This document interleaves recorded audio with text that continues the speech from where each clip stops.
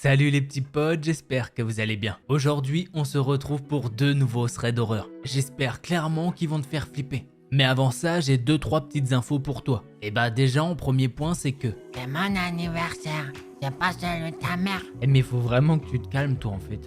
Ouais, je m'en fous, c'est mon anniversaire, c'est pas celui de ta mère. Alors oui, aujourd'hui, le 13 juin, c'est bien l'anniversaire de mon petit Cookie. L'autre info, c'est que hier, t'as eu une double dose de frissons. Si jamais tu les as pas vues, eh bien au moins tu sais qu'elles sont présentes. Allez, je vous propose qu'on perde pas plus de temps. Si tu veux soutenir, tu connais le meilleur moyen, c'est le petit pouce bleu. Et toi là, si jamais tu me connaissais pas, eh bien je te laisse le temps de ces deux threads pour voir si tu aimes bien. Et auquel cas, tu pourras cliquer sur le bouton s'abonner. Allez, prends la boisson de ton choix et installe-toi confortablement.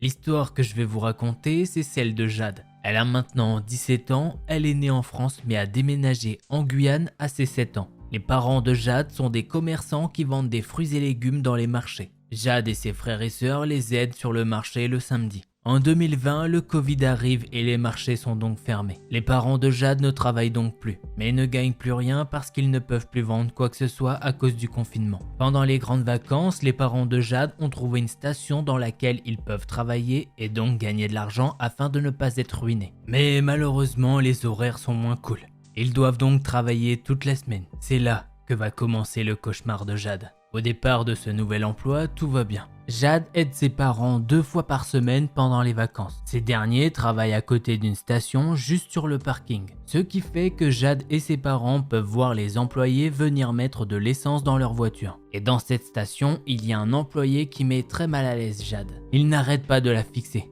Mais bon, elle se dit qu'elle doit être parano. Puis un jour, elle est partie s'acheter une petite canette et cet homme était à la caisse. Mais ce n'est pas la première fois qu'il est à la caisse, alors elle a juste posé sa canette pour ensuite payer. Mais là, l'homme va alors lui poser une question qui n'est pas naturelle. « Tu as quel âge ?» Sur le coup, elle n'a pas osé mentir sur son âge et elle lui a dit son vrai âge puis elle lui a souri. Sur le moment, Jade est très gênée, mais elle essaye de penser à autre chose. Elle commence à partir et l'homme lui demande son prénom. Elle est totalement gênée mais malheureusement, elle lui donne son vrai prénom. Ce gars-là va alors lui dire qu'il se nomme Noah. En sortant de la station, Jade n'est pas bien du tout, mais elle reste rationnelle et elle pense juste qu'il veut être ami. Les jours s'écoulent et quand Noah est à la caisse, il lui pose des tas de questions. Il tente même de se rapprocher physiquement. Jade a alors décidé de ne plus aller à la station quand il est de service. Malheureusement, il continue quand même de fixer Jade avec un regard très intense. Quand il sort pour servir de l'essence aux clients, il la regarde tout du long. Une fois le boulot fini, il reste même parfois 30 minutes dans sa voiture à la regarder. Puis il part en lui faisant un signe de la main. À chaque fois que Jade le voit, elle ne se sent vraiment pas bien. Mais elle doit aider ses parents. Plus les jours passent et plus elle se sent observée. Le petit frère de Jade lui a même dit que quand il rentre dans la station, Noah lui demande tout le temps où elle est et ce qu'elle peut bien faire, ou des questions encore plus personnelles. Il a demandé si elle était en couple. Ça y est, ça en est trop pour Jade et elle décide d'en parler à ses parents. Mais ces derniers lui ont clairement dit « Mais si tu parles de lui, ça veut dire que tu l'aimes ». Jade a compris qu'elle ne pourrait pas en parler avec ses parents. Elle essaye alors d'en discuter avec sa grande sœur. Mais cette dernière surnomme Noah comme l'amoureux de Jade. Les mois vont alors s'écouler et un jour, sa mère va lui dire quelque chose d'horrible. « Mais au fait, pourquoi tu dis que Noah t'aime ? J'ai vu sa femme enceinte avec lui. » Là, Jade est totalement choquée et tétanisée. Elle ne savait pas du tout que Noah était en couple. Du jour au lendemain, Jade n'a plus revu Noah, jusqu'à cette année en janvier. Jade sort tranquillement de son lycée et elle est accompagnée d'une amie. À côté de ce lycée, il se trouve un bâtiment. Mais Jade n'a jamais compris à quoi il servait. En passant devant le portail qui mène à ce bâtiment, un camion passe avec un homme au volant. Il a un visage très familier, c'est celui de Noah qui lui sourit. Mais ce sourire est vraiment horrible et creepy. Jade nous dit que heureusement, ce jour-là, elle était accompagnée. Car sur le coup, elle est restée paralysée. Elle n'est pas paralysée par le fait qu'elle l'ait revu, mais surtout pour le fait que maintenant, il connaît le lycée où elle se rend. Puisque oui, elle portait l'uniforme de ce dernier. Le lendemain de cette rencontre, elle est sortie de nouveau de son lycée. Et là, sur le parking, elle a pu remarquer que Noah était là, garé, en la fixant droit dans les yeux. Jade s'est alors cachée derrière un arbre en attendant son père. Aujourd'hui même, elle le voit encore sur le parking. Elle ne sait toujours pas ce qu'il veut, ni pourquoi il continue de la fixer comme ça. Et voilà, c'est ainsi que se termine ce thread d'horreur. Alors j'avoue que je sais pas trop quoi dire sur ce thread. C'est vrai qu'au final il se passe rien de concret, mais pourquoi le gars attend sur son parking? Sachant que depuis le jour où il a repéré qu'elle était dans ce lycée, eh bien maintenant il fait tout le temps la même chose. Donc c'est ultra bizarre, il attend pas par hasard quelqu'un de sa famille. Vu que non, il le faisait pas avant. Très bizarre, en tout cas on espère qu'il passera jamais à l'acte. Allez, on passe maintenant au second thread d'horreur.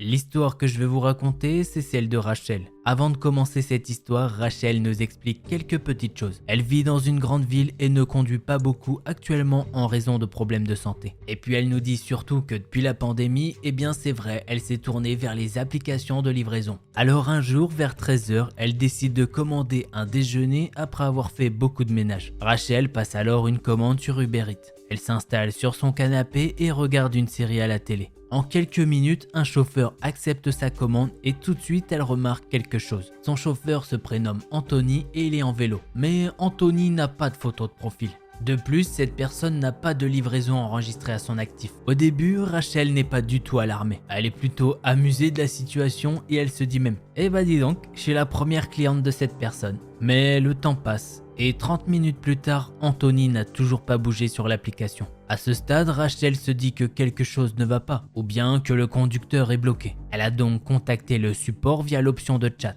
Après leur avoir expliqué la situation, ils ont fini par lui attribuer un nouveau livreur. Ils ont essayé à plusieurs reprises de téléphoner à Anthony, mais il ne répondait pas. Rachel se dit que c'est bizarre, mais bon, c'est pas grave en soi. Mais les choses vont devenir de plus en plus bizarres. Un nouveau chauffeur est donc affecté à sa commande. Il est exactement au même endroit qu'Anthony. Et il est également en vélo. Pareil, il n'a pas de photo de profil et n'a pas de livraison antérieure. Mais ce chauffeur s'appelle Laurie. Rachel attend 20 minutes supplémentaires sans aucun mouvement du conducteur. À un moment, elle décide de lui envoyer un message elle-même et lui dit « Salut, il y a un problème avec la commande ?» L'application lui indique que le livreur a vu le message, mais il ne répond pas du tout. Pendant tout ce temps, Rachel vérifie si ce n'est pas Uber Eats qui rencontre des problèmes. Mais en effectuant ses recherches, elle se rend compte que l'appli n'a aucun problème. Et à ce stade, elle trouve ça de plus en plus bizarre. Et puis surtout, elle commence à vraiment avoir faim. Alors Rachel recontacte de nouveau le support pour leur demander une nouvelle fois leur aide.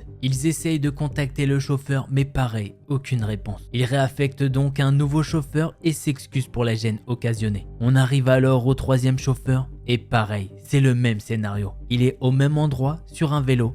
Il n'y a aucune photo et pas de livraison antérieure. Seulement, cette fois-ci, le nom qui est indiqué est Robert. En voyant de nouveau ce manège, Rachel se dit « Allez, je vais annuler complètement la commande ». Et justement, avant qu'elle ait pu annuler la commande, un certain Robert lui a envoyé un message. « Bonjour, j'ai votre nourriture. Quel est votre numéro de téléphone ?» Rachel répond de suite et lui dit « Ah, vous savez, je suis pas très à l'aise de donner mon numéro de téléphone, alors vous pouvez simplement me contacter via l'application. » Il lui répond alors de nouveau « Non, mais quel est votre numéro? Soyez là dans 10 minutes. » S'ensuit alors une phrase vraiment très bizarre. « Au fait, vous avez quel âge? Vous êtes vieille ?» Bon, ça y est, Rachel n'est pas née de la dernière pluie et la sonnette d'alarme se déclenche dans sa tête. Elle décide de contacter immédiatement l'assistance pour faire annuler sa commande. Elle veut également obtenir une assistance supplémentaire pour le comportement de ce livreur. Elle arrive à obtenir au bout du fil l'équipe de sécurité d'Uber. La personne au bout du téléphone lui dit qu'elle sera remboursée et commence à noter les détails des interactions étranges du livreur. Pendant que Rachel est au téléphone avec la personne de l'assistance, elle commence à se calmer. Elle se dit juste « Bon, j'ai pas eu de chance, c'est un mec chelou ou quelque chose comme ça ». Sauf qu'au même moment, elle va entendre quelqu'un devant sa porte. « Miss Rachel, j'ai votre manger !» Un frisson l'a parcouru de la tête aux pieds. Cette façon de faire lui donne un mauvais pressentiment. Pire encore, la femme au téléphone a même pu l'entendre.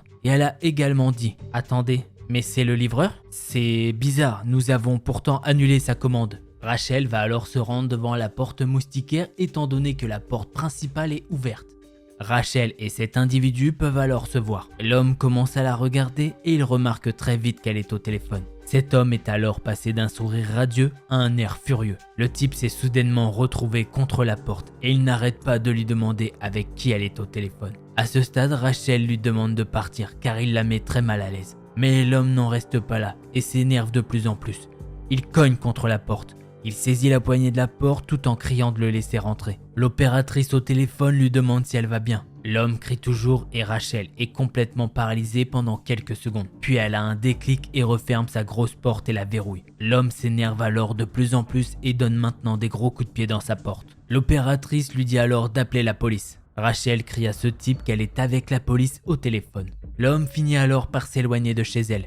Mais 1 minute plus tard, il est de retour. Mais cette fois-ci, il est sur le trottoir juste en face de sa maison. Rachel finit alors sa conversation avec la femme de l'assistance puis appelle la police. Les policiers lui ont dit que vu qu'il n'a pas pénétré par effraction dans la maison ou qu'il ne l'a pas frappé, eh bien il ne pouvait rien faire du tout. Ils lui ont alors dit que si jamais il revient, eh bien elle devrait les rappeler. Et effectivement, quelques temps plus tard, Rachel a dû les rappeler. Cet homme est revenu devant la maison. Elle leur a alors fait un portrait type. Après ça, une des voisines de Rachel est venue la voir car elle a pu entendre des cris. Cet individu s'est alors précipité dans un camion avec un autre homme sur le siège passager. Ils se sont assis là et ont regardé les gens marcher pendant 30 minutes. Heureusement, la voisine de Rachel l'a prévenue qu'elle ne devait pas sortir de chez elle puisque ces hommes étaient cachés dans une camionnette. Rachel a donc appelé les policiers pour dire que cet homme était là, mais ils sont arrivés après 1 heure. Rachel et sa voisine ont donc fait une description du véhicule et des 2 hommes. Mais bien évidemment, les 2 hommes ont pris la fuite entre-temps. Depuis ce jour, Rachel n'utilise plus du tout les applications de livraison. Et c'est ainsi que se termine ce thread d'horreur. Histoire vraiment très folle. D'ailleurs, je vous dis tout de suite ma théorie, mais Rachel et sa voisine pensent qu'ils sont 2. Mais moi, je me dis qu'il y a peut-être un 3e luron qui est caché vraiment dans la camionnette. Puisqu'au final, il y avait 3 profils de livreurs. Je me dis donc, pourquoi pas. En tout cas, il y a une chose qui est sûre, c'est que les mecs sont pas gentils. Par contre, est-ce qu'ils viennent cambrioler ou enlever cette personne? Ça, j'en sais rien du tout. Puisque ça pourrait être les deux, étant donné qu'ils demandent si c'est une vieille femme. Dans le sens où ils se disent, bah si c'est une vieille femme, c'est plutôt facile pour cambrioler. Et si jamais c'est une vieille femme, eh bien ils veulent pas forcément l'enlever. Et peut-être même faire des choses avec. Enfin bref, j'en sais rien, mais c'est assez dégueu. Et bah mes petits potes, ces 2 histoires sont maintenant finies. Et si jamais t'en veux, eh bah t'as de quoi faire. Et ouais, au cas où je te le dis, sur la chaîne, t'as plus d'une centaine de vidéos thread d'horreur. Si jamais tu l'avais oublié, mais que tu veux quand même soutenir, le petit pouce bleu de soutien. Et si jamais t'étais pas abonné, eh bien j'espère que cette vidéo t'a convaincu pour le faire. Allez, moi je vous laisse là, en attendant la prochaine vidéo, portez-vous bien, tchuss les petits potes. I just want to play a game with you. Hey, don't you run away. Please stay. Stay with me. If you don't come play with me, then we will kill you.